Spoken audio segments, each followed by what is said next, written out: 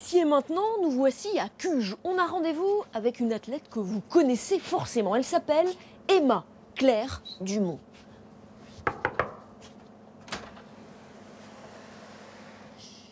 À 45 ans, la maman de Léo est une athlète hors norme.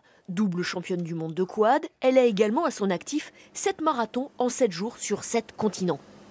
Et les exploits ne s'arrêtent pas là. Le Mont Blanc, le Kilimandjaro. Bonjour Emma. Et maintenant, l'Everest. Et bonjour. Vous vous réveillez, c'est ça? Et à l'intérieur de cette tente, vous étiez sans oxygène, avec moins d'oxygène, c'est ça? Absolument. Vous pouvez voir l'oxymètre de pouls, il est maintenant un peu plus bas que dans la normale. Effectivement, là, l'objectif, c'est de simuler une altitude. Donc là, cette tente a un générateur qui pousse de l'air appauvri en oxygène afin que mon corps s'habitue à dormir et à être en altitude pour l'ascension. Alors l'Everest, pourquoi c'est un sommet incroyablement compliqué? Quels sont les dangers que vous allez devoir affronter? Alors tout d'abord, il y a la durée d'expédition. Il faut pouvoir marcher pendant au minimum 35 jours et au maximum 50 jours dans des altitudes élevées, donc à partir de 3800 mètres jusqu'à 8800 mètres. Donc on a physiologiquement des problématiques à s'acclimater à l'altitude. Il faut éviter les œdèmes pulmonaires, il faut éviter les œdèmes cérébraux. Pour se défier, il faut moralement être déterminé, il faut avoir une capacité à vraiment braver sa peur, braver aussi tout ce qui peut vous mettre des freins, y compris les autres. Donc il faut prendre une certaine confiance en soi. Nuit et jour, depuis plus d'1 an, Emma est entièrement tournée à la préparation de cet exploit. Et l'aventure, pour qu'elle soit parfaitement réussie, il y a un autre lieu où vous vous entraînez, c'est celui-ci. Qu'est-ce que vous y faites? Oui, tout à fait. Alors, c'est la clinique Saint-Martin Sport qui me permet de m'aguerrir et qui me permet d'avoir une préparation physique optimale. Cette clinique vraiment prodigue des soins vraiment d'experts. Bon, et c'est 3 heures par jour, tous les jours, ici. Tout à fait. Et donc, c'est pas facile d'y entrer, mais... Vous avez rendez-vous ici? Oui, tout à fait. Donc là, cette partie, c'est vraiment pour travailler le bas du corps. Et en particulier pour moi, donc le cross-trainer qui se situe là-bas. Et on y rebranche la fameuse machine qui permet de nouveau, l'hypoxie. Voilà, tout à fait. Mais cette fois-ci avec le masque et voilà, une activité physique en altitude. Chaque jour, la jeune femme s'entraîne durant des heures, comme si elle était déjà au sommet de l'Everest.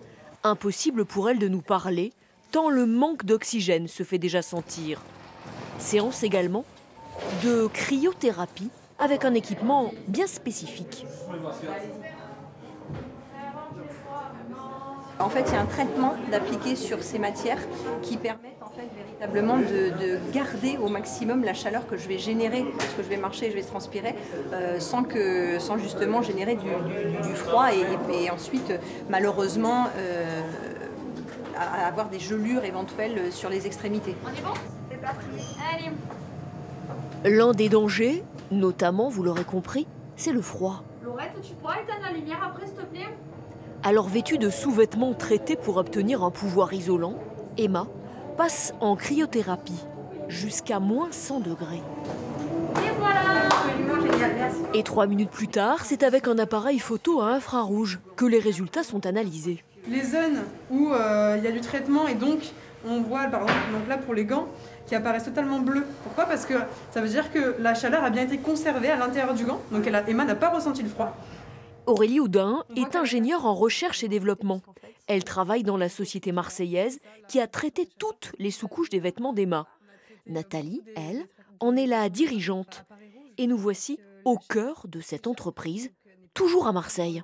Contrairement au gant traité qui lui permet de conserver la chaleur d'Emma. Je grimpe par procuration l'Everest avec elle.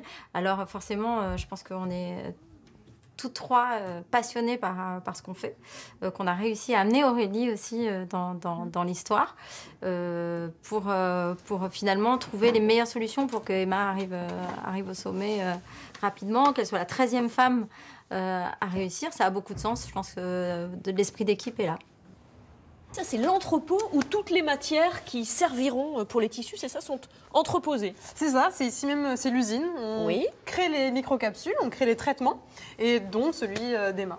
D'accord. Alors pour Emma, vous avez travaillé évidemment sur des quantités bien plus petites, à la main, de manière quasiment artisanale. C'est ça, c'est vraiment pour répondre aux problématiques d'Emma, et vraiment à l'Everest. Donc oui, on a travaillé presque uniquement pour elle. Alors, ce que vous avez mis sur les gants, c'est top secret, vous n'avez pas le droit de nous le dire.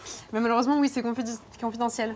Chacun des vêtements de l'exploratrice a été imprégné d'une solution faite de micro-capsules au pouvoir chauffant. 1 an de recherche et développement, mené notamment par Aurélie. Vous êtes spécialisée dans les textiles, c'est ça? C'est ça. Vous avez fait une école d'ingénieur à Roubaix.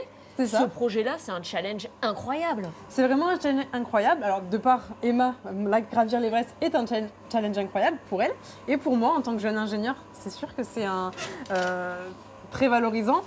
Emma est actuellement en pleine ascension de l'Everest. Son incroyable aventure collective va durer jusqu'à la mi-juin.